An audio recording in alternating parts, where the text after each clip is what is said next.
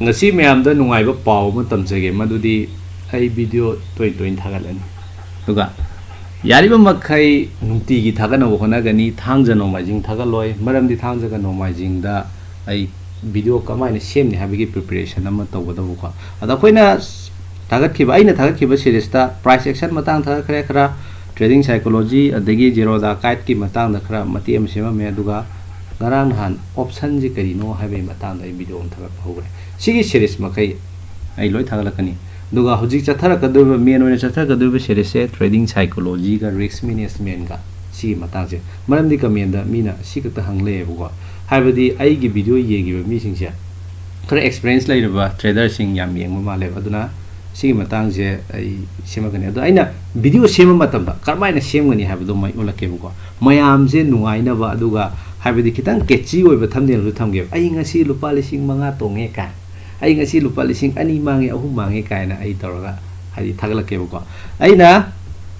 sidesida account mo hang bugi ko video mo thagat khidra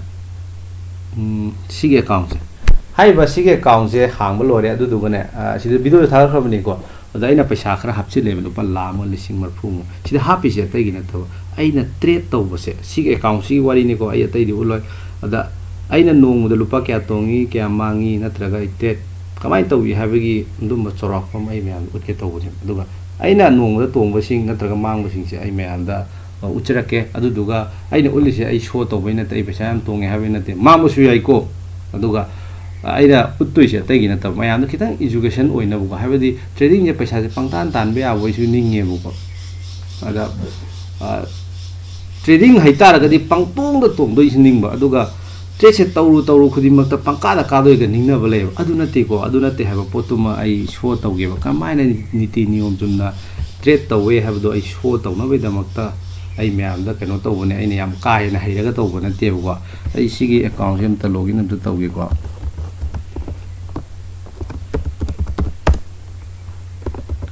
sigi account ni ai chat khara di tawrabani paisa khara tonge ado ai record am ta hawdreba ngasi dagi hawre dana recording je ngasi kam tongge ha kan sida ngasi lupa lising ahum khak tong ngasi tong modagi hawbai wari na ti ko atopo mango me am yaro kini ai na tawriba trading ku tawse smai to ai gi win ne se kaya yam de pulop ai gi trading system mari lai paisa macha gi hai tare ko paisa macha gi di sigi account sigi oina maru oina trading system mari ne strategy mari hai tare hai ba strategy mari se only win rate se 25% win rate lai yauri 25% di khala yengona trade cham to mata na trade kun ma katni ka doi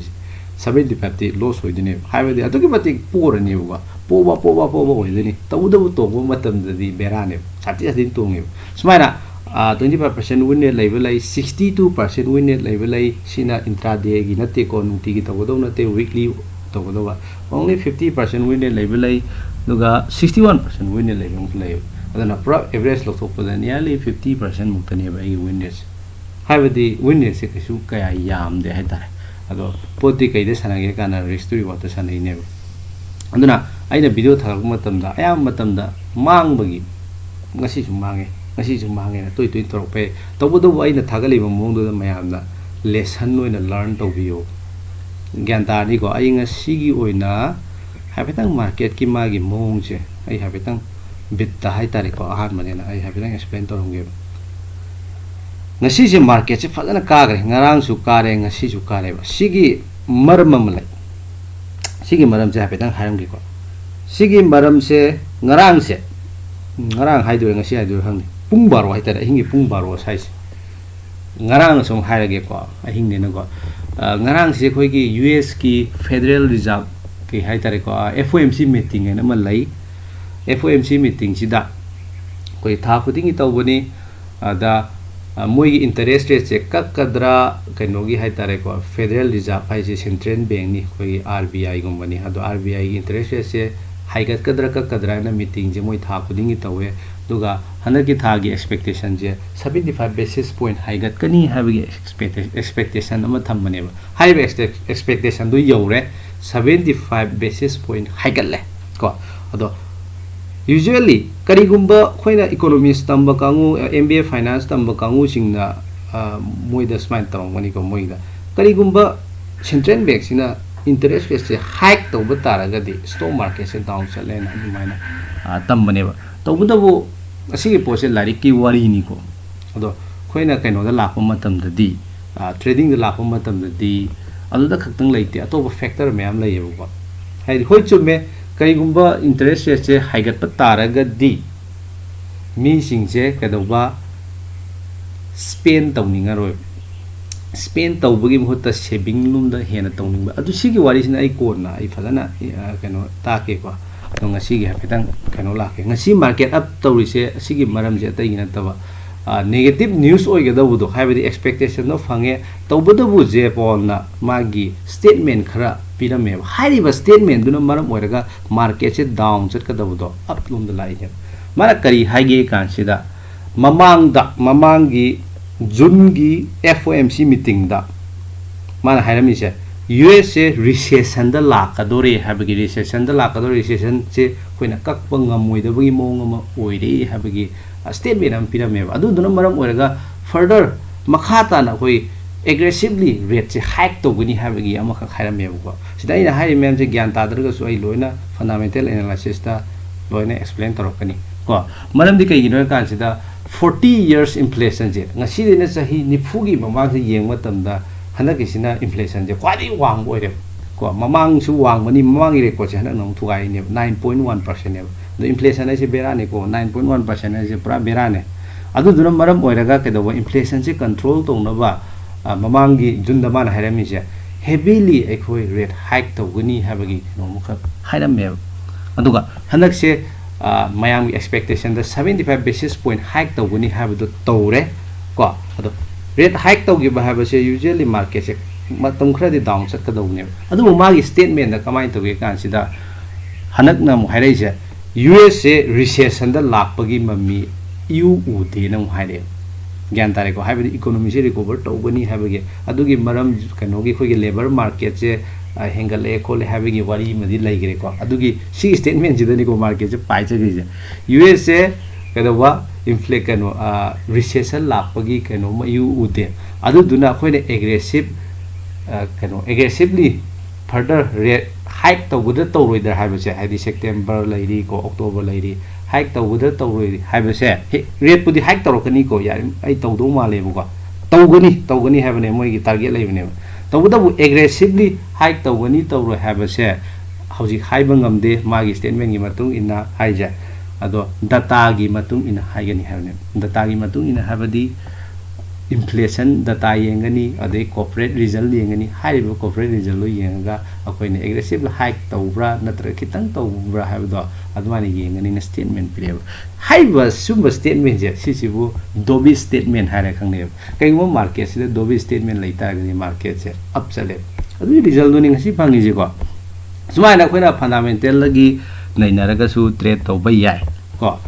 ngasi ge sum habadi khoina trade kamai tawge je analyze tawbagi nium do imam sum hairakani ko si kamai tawne do imam do loi ta kani nium do haitare duga aina aigi trading system da khoigi kanoni go tawri je option selling ne ba option selling da intraday su tawi ko option buying su tawi mayam gi option buying ku taw du natte support resistance tawra tawdo adu marak marak ta tawi yam to in tawde atopa mawngam ne ko intraday da aduga mo positional option selling ju tawe positional option selling to bose magi profit oibegi chance probability budi wange tawudabu mongonda risk ama khlak leye habdi market ne yam gap yam sakita gadi paisa me amang bagi risk am khleye high risk to aigi trading strategy do do ai tawi tawudabu mi khara amadi option selling se kaino da tawnu ka hangone position da tawnu ka hangone tawudabu aina aigi system je aina fazana khange back testing tawthoe aduga haiba kano je hadi gap yam sakhiba asumba sida probability kayam lai ntraga lupa asuk mangoi probability na kayam lai habi loi hoto kana yare khang kan tawbune aduga karama matamda position option selling je tawroi kana dum mai layewa ado hanakki ngasi numi se ai pesa khare am manga do numi ne adubu ngasi hanakki hafta se tar ngasi expiry ni da haiba strategy do short straddle ne bo position short straddle ko ai short trader do khanak tha de hafta khuding gi tha bani tawdo khanak ki hafta de tha de kari gumba ai da tharam ba taraga di paisa khara di mangane lising ngal lising tare te na tara pu sang mang do male ko lising tare te tara pu ai je lupa lam lising ma pu mutani yang ro paisa ni ko ado mang do do ai tawdrabani na kedo ke kan mang dre asigi maram se tai na te short trader haiba strategy se market se gap yam lai ya de bera ne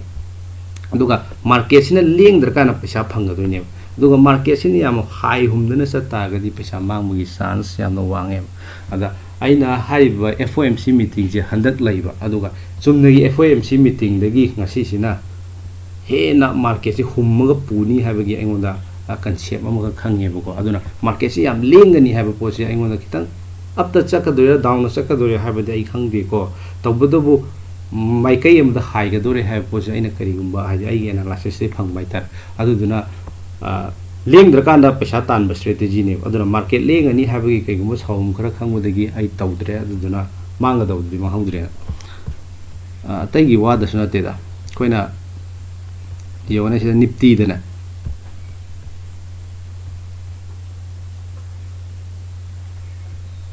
technical gi wari su khara yawe ko fundamental khaki wari da sina te ko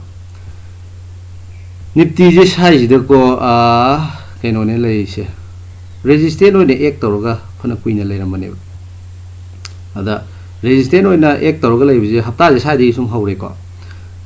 resistance gi maya sida kari amung lesinge kan sida FOMC meeting amung lesile ko ada FOMC meeting ji ju FOMC meeting da khara inga do paw lei khara kan ga do paw lei khana ki khara kan ga do paw oina aina u bai tare adu mathakta resistance ma pale singi bai je kari gumba resistance mathakta break tawgi taraba paw do na good news thoraga adu taraga angak pa pam na market to ka gi bi keno khak lei adu gamo paw do na kai gumba hojina mo dobis comment la pai gi up chikai ni ko dobis statement on thorok kari gumba hawkish statement thorok hawkish abadi koi stock market ki bad news ne ko edi aggressive rate to hike torok pa natraga future the aggressive rate to hike to ni ka hai possible hawkish statement ka web adu taraga di resistance fazana ek oina toroga makha da jar kungi bagi porong play adu duna aina short trader lo eno to bone to pane ko pare aduga adu mota kaidogi ganjida atopa hai tare ko market na up chala kanda tan ga do wa system ma aina thajin bani sigi ngasi lobi trade ani gatani ko sida mayam uri ja sigi lising taruk tong basiga keno lising ama chatre tong basiga ani je pulaga trade am oi gadoba aduga chatre mang bani se si pulaga trade am oi gadoba si chatre mang mo sin intraday gi ni aduga si sina hafta gi ko market na up chala kan tong gadoba system thabagi aduga punna ngasi intraday da ai paisa mange tawdaw hafta gi tonge sumaina ngasi gi oina lupa lising ahum tonge ko hayeng amung thaglake hayeng habadi monday da amung thaglake duga mathan video thagalpo matam da di kamai thagat kani kan sida khoi gi grid ki matang da video sem haura bane ba aina fear gi su matang da khara sem bane habadi aki ba se kamai na trading tawda control tawni na ina video ma ji sem da ba sem sari duga mathang gi di aki ba si di thagaloi ko grid checker maina control tawni habe matang da ma ina thagat ke na khalli adugi video do thagalakpa matam chida video do thagatring hai da hana hai mandi num tani ko thagalaka doise mandi numita paisa tongbe ai mangbe ai khangde natraga trade tawi da ai ko ado mandi numita ai lupa asuk tonge asuk mangi have photo smaina ai hapitang mayam da show tawjaramge ko adu duga mu ai gi chathaga do para hai tare ko karamaina grid control tawni hai matang da param chathra kani da adu sum makha tarake sumaina yari ba makai nungti gi thaga da bhona ke tawdabu nungti gi thaga pang ngamak tabu su yai ko adu tawdabu ai nungti gi thaga na di hona rake pare ngasi di sumaina matang sa solution ja